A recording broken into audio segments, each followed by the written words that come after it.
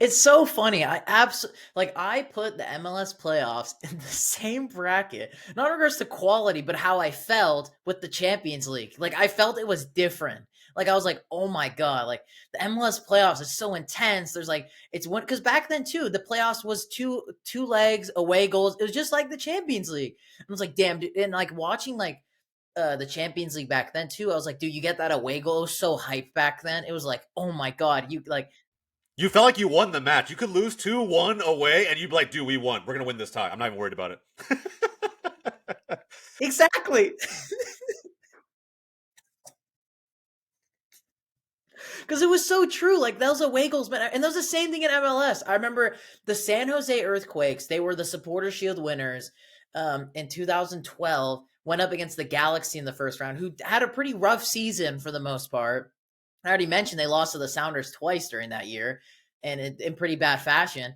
And the San Jose Earthquakes score a goal in the 90th minute on with a free kick, and I thought they were through. But then Galaxy go to San Jose and like slap them 3-1, and I was like those games, and it's the same thing in the Champions League and Premier League. Yeah, there's a gaping hole, but it's like I think people take it too harshly. Like take it with a grain of salt. That's where MLS is at. Nothing is a product right from the get-go. It takes time. Everyone wants that instant ratification. We're going to be this, we're going to be that. And like I'm like, no. Like just take everything with a grain of salt. Everything has its own beauty. Every league is a little bit different, and that's okay. Like there's nothing wrong with that. And yeah, I think the Premier League was drastically different than MLS, but I honestly felt the same amount of passion for when I watched the Champions League back then for the MLS playoffs. Like I loved the MLS playoffs. It was, and it still is to this day, my favorite time of the year. It's not, and it's no longer even the Champions League for me too. It's literally just the MLS playoffs. I love that thing so much. I don't know if I'll love it as much come this year, but Let's talk about that really quick. How do you feel about the new format? terrible. I thought, what is this, baseball? Like, what are we doing? Like, why? That's what I'm saying. What is this? Hockey, NBA, baseball? Like, no. Yeah, bro. What are we doing? So, okay, if you had to get in the minds of the commissioner, Money, money, money, money, money.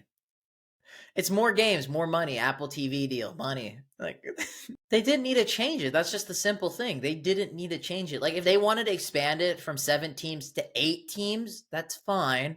But from 7 teams to 9 teams, then to a wild card game that has no extra time, then to a best of 3 series with no extra time, and they're like, okay, we'll go back to the normal win or go home format after that. Why? Just why? And the fact they got rid of extra time too is kind of weird to me. Because you think about some of like the best, like some of the like most iconic moments in MLS history, or some of them were in extra time in the playoffs. Like one that recently comes to mind is Jacob Glesnes' banger from the 120th minute when Philly beat the Red Bulls.